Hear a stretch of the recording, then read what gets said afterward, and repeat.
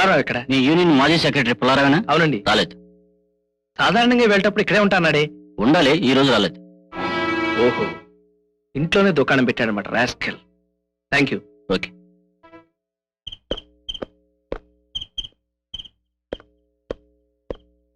Sir sir sir, మీకోసం union ఆఫీస్కి వెళ్ళి వచ్చాం, స్వప్నారెడ్డికి వెళ్ళి వచ్చాం.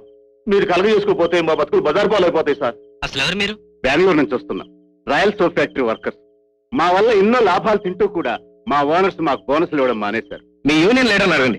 వాడు ఓనర్ తొత్తయ్యాడు సార్. సరే, ఇప్పటికిప్పుడు బస్ స్టాండ్ లో తీరిపోయే సమస్య ఇది. రేపు ఆఫీస్ రమ్మన్నాను కదా, వెళ్ళండి. సార్ సార్ సార్, మా గొడవ మీరు కొంచెం పూర్తిగా పట్టించుకోండి సార్. నా గొడవ మీరు పట్టించుకోరేమిటి? సార్ సార్, రైట్ సార్, పోలీసులు గదులన్నింటికి బయట చాలలేసి. Okay sir. కమాన్, మీరు ఎదురు వెళ్ళండి. నువ్వు బ్యాక్ సైడ్ నుంచి వెళ్ళి కింద రూమ్స్ చెక్ చేయి ఫాస్ట్. Good evening madam. ఎన్ని రూమ్స్ బుక్ అయ్యాయి? ఈ రోజు అసలు బుకింగ్ చేయలేము మేడం. షడప్, నిజం చెప్పకపోతే నేను కూడా వ్యాన్ ఎక్కిస్తాను. చెప్పు. బాయ్యా, మీరున్నది ఒక్కరే కదా, నలుగురిని బుక్ చేసుకున్నారు, ఏడు చేసుకుంటారు? అదే ఉద్దేశం. అదే, ఒకరు కాడు పడతారా, ఒకరు నడుము పడతారా, ఒకరు చేతులు పడతారు. మరి నువ్వేం పడతాయా? అదేంటండి మధ్యాహ్నం ఎందుకు వచ్చినట్టు? ఎవరంటే వెళ్ళి చూడు. పోలీసులు. ఆ పోలీసులు ఆడవరా? ఏయ్, ఎవరు వీళ్ళంతా? అదేం పేసులండి, అమ్మాయిలు. ఓ, ఎమ్మెల్యే గారా? వీళ్ళంతా ఏ విధమైన అమ్మాయిలు? సకల విధాలైన అమ్మాయిలు. రేపు పత్రికలు వార్త పడితే ఏం జరుగుతుందో తెలుసా? చదువు వచ్చిన వాళ్ళు చదువుకుంటారు. మీ ఘనకార్యం తెలుసుకుని మిమ్మల్ని ఆశ్రయించుకుంటారు. రేపొచ్చే ఎన్నికల్లో మీకు డిపాజిట్ కూడా మేలదు. ఆ భయం లేదు తల్లే.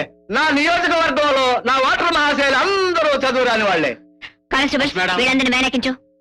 అదేంటండి ఒక్కళ్ళు? మిస్టర్, మీకు మర్యాద ఇవ్వకపోయినా మీ ఎమ్మెల్యే పదవికి మర్యాద ఇస్తున్నాను. Be careful. అదే చెప్పేది మీకే.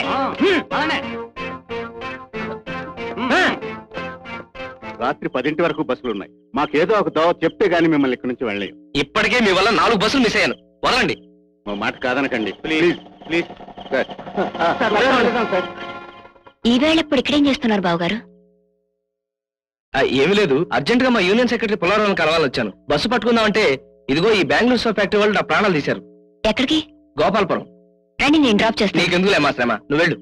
ఇందులో శ్రమే ఉంది బావగారు, పర్వాలేదు రండి.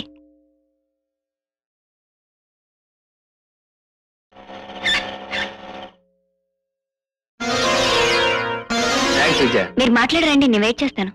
ఆలస్యం కావచ్చు. ఇప్పుడు టైం ఎంత విజయ? 5 నిమిషాలు తక్కువ 10.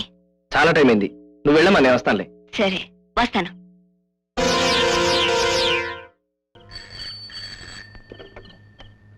Inspector Prasanna here. What? Pullarao, Pullarao.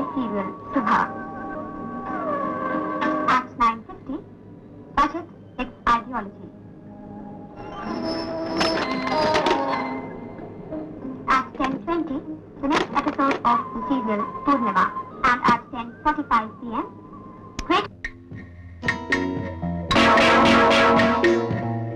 Pullarao,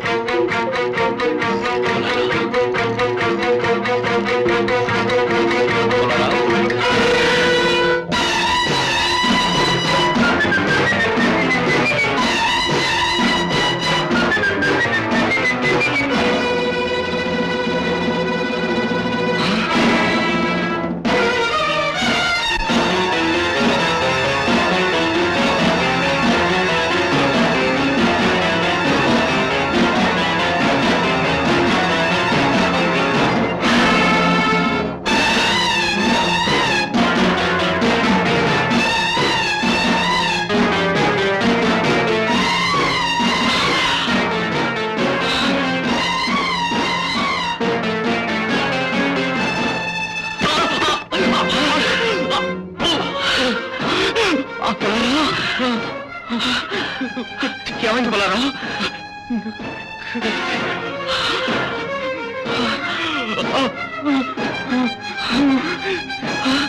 Pullarao,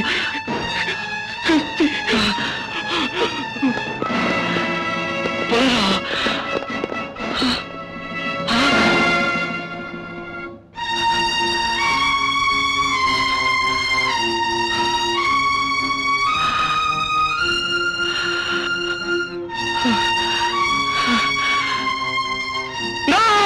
ఏంటంటే మాజీ ముఖ్యమైన మంత్రి గారు 3 కూనీలు చేసి నేనే నదురు బెదురు లేకుండా ఉన్నానే.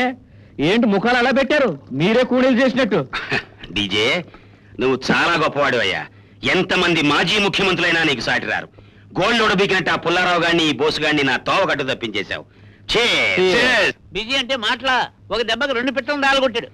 అవును, పెట్లంటే జ్ఞాపకం వచ్చింది. బెంగళూరు పెట్లేవి. ఇక్కడే రండి రండి, ఈ కేసులో ముఖ్యమైన సాక్షులు మీరిద్దరే. ఈ లెక్క ఉంచండి. బెంగళూరుకు దారేటు ఇటు. అయితే మీరు ఇటు వెళ్ళండి. రైలు ఎక్కి ఎంత దూరం పెడతారో వెళ్ళండి. ఆ బోసుగాడికి ఉరిశిక్ష వేసి పెద్ద కర్మ జరిగిన తర్వాత కబురు పెడతాం. అప్పుడు ఎదురుగానే వెళ్ళండి.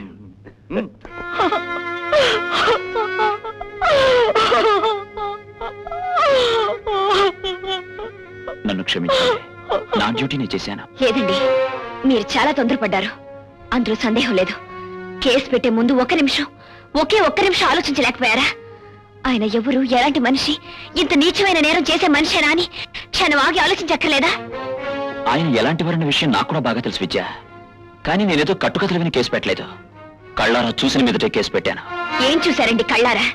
కంటికి కనపడిందంతా నిజం కాదని ఇంత అనుభవం ఉండి కూడా మీకు తెలియలేదా? ఎందుకండి మీ చదువు? అమ్మా విద్య, తొందరపడకమ్మా. అల్లుడు చెప్పేదేదో పూర్తిగా విన్నాం. చెప్పు ప్రసన్న. పుల్లారావు కడుపులో నుండి బోసుబాబు కత్తి బయటకు లాగుతుండగా ప్రత్యక్షంగా చూశాను. కత్తితో పొడవడం మీరు చూసారా? లేదు, కానీ ఆయనే పొడుచుండాలని స్పష్టంగా నాకు అనిపించింది. కానీ కనిపించింది కాదుగా. నో, పుల్లారావు కత్తితో పొడవబడి బాధతో కొట్టుకుంటుంటే అతన్ని కాపాడేందుకు బావగారు కత్తి బయటికి లాగారని నేనంటాను. అదే నీ ఊహ, కానీ ఊహలన్నీ నిజాలు కావు. కత్తి లాగిన వారే కత్తితో పొడుచుంటారని మీ ఊహ మాత్రం నిజం అవుతుందా? ఇది కేవలం ఊహ కాదు, నిజం. అందుకు అనేక సాక్ష్యాధారాలున్నాయి. హత్య జరిగిన చోట బోసగారి వేలిముద్రలు, రక్తంతో తడిసిన ఆయన అడుగుజాడలు అనేక చోట్ల కనిపించాయి. ఆయన తొడిగిన బట్టల్లో కూడా రక్తం చారికలున్నాయి. ఆ చోటుకి ఆయన వెళ్లిన కారణంగా వేలిముద్రలు, అడుగుజాడలు పడే అవకాశం ఉంది. కానీ అంత మాత్రానికే ఆయనే హత్య చేశారని నిర్ణయానికి రావడం ఏం న్యాయం అండి? బోసుగారు పుల్లారావుని హత్య చేయడానికి ఒక స్ట్రాంగ్ మోటివ్ కూడా ఉంది. బోసుగారి పేరు వాడుకుంటూ పుల్లారావు ఫ్యాక్టరీ కార్మికుల దగ్గర ₹1,00,000 వసూలు చేసి ఇష్టవిలాసంగా జల్సాలు చేస్తున్నాడన్న విషయం విన్న బోసుగారు వాడిని ఏం చేస్తానో చూడండి అని పట్టుదలగా రాత్రికి రాత్రి 8 గంటల వేళప్పుడు యూనియన్ ఆఫీసు నుండి ఆవేశంగా బయలుదేరిన విషయం ఆ యూనియన్ కు చెందిన అప్పారావు, ముద్దుకృష్ణ అనే 2 సాక్షులు వాంగ్మూలం ఇచ్చారు. సో ఈ సాక్ష్యాలను మీకు అనుకూలంగా అల్లుకుని సరైన విచారణ కూడా పూర్తిగా జరపకుండా హడావుడిగా కేసు బనాయించి ఒక నిరపరాధిని నేరస్తుడిగా నిలబెట్టారు. అంతేనా ఇన్స్పెక్టర్ గారు? Very good. మీ ఉద్యోగ ధర్మాన్ని వేనోళ్లు కొనియాడాలి సార్. వర్కర్స్ చెప్పిన సాక్ష్యం కూడా నేను విచారణ జరుపుతుండగా దొరికిన సాక్ష్యమే. కానీ పుల్లారావు ఇంటికి బోసుగారు కత్తిపుచ్చుకుని చొరబడిన విషయం కళ్ళారా చూసిన ఒక వ్యక్తి నాకు ఫోన్ చేశారు. ఓకే, మీరన్నట్టే అనుకున్నా బావగారికి పుల్లారావు మీద కదా కోపం. అతన్ని మాత్రమే కదా చంపాలి. కుటుంబాన్ని అంతా ఎందుకు చంపాలి? కూనీలు చేయడం ఆయనకేమన్నా వృత్తా, హాబీయా? పుల్లారావుని హత్య చేయబోతుంటే మిగిలిన వాళ్ళు ఆటంకపరిచుండొచ్చు. అందువల్ల వాళ్లను హత్య చేసి ఉండొచ్చు. ఆపండి. మా వారికి హత్యలు చేయటమే వృత్తి అనుకుంటున్నారా? మీకిది న్యాయమేనా? నాన్న, మీరే ఆయనతో చెప్పండి నాన్న. ఏం చెప్పమన్నావు ప్రమీల? నువ్వు భర్తని మమకారంతో ఉన్నావు. అతను కర్తవ్యం అనే కట్టుబాటుకు లొంగున్నాడు. నువ్వు చెప్పు ప్రసన్న. సారీ, మీరందరూ నన్ను తప్పుగా అర్థం చేసుకుంటున్నారు. బోసుగారి మీద నిష్కారణంగా నింద మోపినందువల్ల నాకేమైనా లాభం ఉందా? ప్రమోషన్ దొరుకుతుంది కదండి. నువ్వు ఆవేశపట్టంలో అర్థం లేదు విద్య. పోస్ట్ మార్టం రిపోర్ట్ కూడా బోసుగారికి వ్యతిరేకంగానే ఉంది. హతుడి శరీరంలోని గాయాలన్నీ రాత్రి 8 గంటల నుండి 10 గంటల లోపున జరిగినవే అని శవ పరీక్ష చేసిన డాక్టర్ అభిప్రాయం కూడా. బోసుగారు యూనియన్ ఆఫీస్ నుండి ఆవేశంగా బయలుదేరినప్పుడు సమయం రాత్రి 8 గంటలు. స్పాట్ లో నేను అతను అరెస్ట్ చేసింది 10 గంటలకు. ఇంకా ఆయన నిర్దోషని. ఒక నిమిషం. పోస్ట్ మార్టం రిపోర్ట్ ప్రకారం హత్య రాత్రి 8 గంటల నుండి 10 గంటల మధ్య జరిగింది కదా? అవును. అయితే బావగారు నిర్దోషని ఖచ్చితంగా చెప్పగలండి. ఏమిటి ఆధారం? యూనియన్ ఆఫీస్ నుంచి బావగారు పుల్లారావు ఇంటికి వెళ్తుండగా మధ్యదారిలో బెంగళూరుకి చెందిన royal soap factory workers union వాళ్ళు ఆయనతో కలిసి మాట్లాడుతున్నారు. వాళ్లతో మాట్లాడి ఆయన బయలుదేరేసరికి రాత్రి 9:45 అయింది. హత్య జరిగిన చోటుకి ఆయన చేరేసరికి రాత్రి 9:55. మీరు అరెస్ట్ చేసేసరికి రాత్రి 10. సో 5 నిమిషాల్లో ఆయన 3 హత్యలు ఎలా చేయగలిగారని మీరు వాదిస్తున్నారు సార్? ఈ విషయం బోసుగారు కూడా తన వాంగ్మూలంలో చెప్పారు. కానీ బెంగళూరులో అసలు అలాంటి royal soap factory workers union పేరుతో ఒక యూనియన్ లేదన్నది విచారణలో వెల్లడైంది. అందువల్ల యూనియన్ చెందిన మెంబర్స్ ఆయనతో కలిసి మాట్లాడారన్నది కట్టుకథ కాదు, నిజం. వాళ్లతో ఆయన మాట్లాడుతుండగా నేను చూశాను. ఆ సమయంలో నేను అక్కడే ఉన్నాను. అంతేకాదు, నేను ఆయన్ని 9:55కి పుల్లారావు ఇంట్లో డ్రాప్ చేశాను. అందుకెవరు సాక్ష్యం? నేను చెప్తున్నానండి. ఇంతకన్నా సాక్ష్యం మీకు వేరే కావాలా? నువ్వు చెప్పేది కోర్టు నమ్మదు విద్య. ఎందుకంటే నువ్వు ముద్దాయి బంధువర్గానికి చెందిన దానివి, ఆయన పట్ల అక్కరగల దానివి. బోస్ గారు మాట్లాడుతుండగా నువ్వు చూశానన్నావే ఆ యూనియన్ మనుషులు, వాళ్ళు సాక్ష్యం చెప్తే కోర్టు నమ్మచ్చు, కానీ వాళ్ళు నువ్వు కోర్టుకు తీసుకొచ్చి హాజరుపరచగలవా? వీలు కాదు. ఎందుకంటే బెంగళూరులో అలాంటి పేరుతో యూనియనే లేదు. వీటన్నిటికన్నా మరో ముఖ్యమైన విషయం, పుల్లారావు ఇంటికి నువ్వు అతని స్కూటర్ మీద తీసుకెళ్లినట్టుగా బోసు గారు తన వాంగ్మూలంలో అసలు చెప్పనే లేదు. కాబట్టి బోసు గారు నిర్దోషం నువ్వు వాదించడంలో అర్థమూ లేదు, నిరూపించే అవకాశమూ లేదు. I'm sorry. విద్య